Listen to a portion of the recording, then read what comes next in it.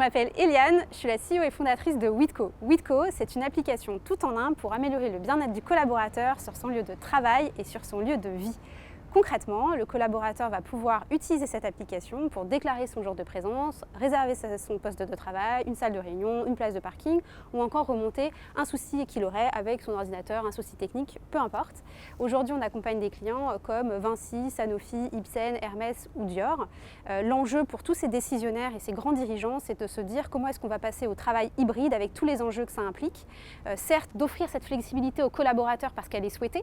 C'est le résultat notamment d'une étude Future of Work d'Accenture en 2021, plus de 80% des collaborateurs veulent cette flexibilité. Et en même temps, pour les décisionnaires, c'est de se dire comment est-ce que je vais favoriser ma culture d'entreprise, ce sentiment d'appartenance qui est un peu plus diffus avec ce travail hybride qui, demain, devrait être la norme au sein des entreprises. Aujourd'hui, Weedco, c'est 80 collaborateurs. On a ouvert 3 pays en 6 mois ces derniers temps, donc beaucoup d'enjeux d'internationalisation pour nous. Ces 3 pays sont le Royaume-Uni, l'Espagne et l'Allemagne, donc en plus des cultures très différentes. Aujourd'hui, on adresse un marché de plus de 50 milliards et on s'est lancé il y a 6 ans. Donc en fait, on est très bien positionné pour prendre ce marché et d'où l'idée aussi d'avoir fait ces dernières levées de fonds pour accentuer et accélérer notre croissance qui a résulté en 3 fois sur chaque année ces 3 dernières années, donc on est plutôt assez fiers et on devrait faire la même chose sur 2022. Aujourd'hui, si Weedco et particulièrement moi, je participe à ce concours ou à ce tremplin, c'est pour plusieurs raisons. La principale, c'est dirons-nous, un devoir d'exemplarité et de visibilité.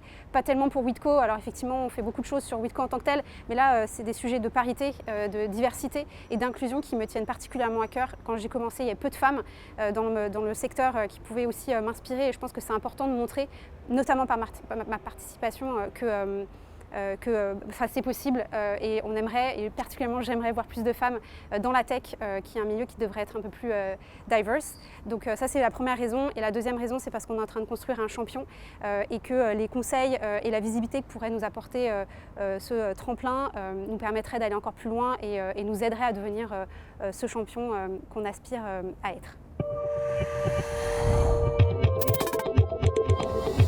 Alors bien évidemment, la nécessité d'avoir une gestion plus efficace, plus efficiente du bâtiment est aujourd'hui une des tendances qui nous porte.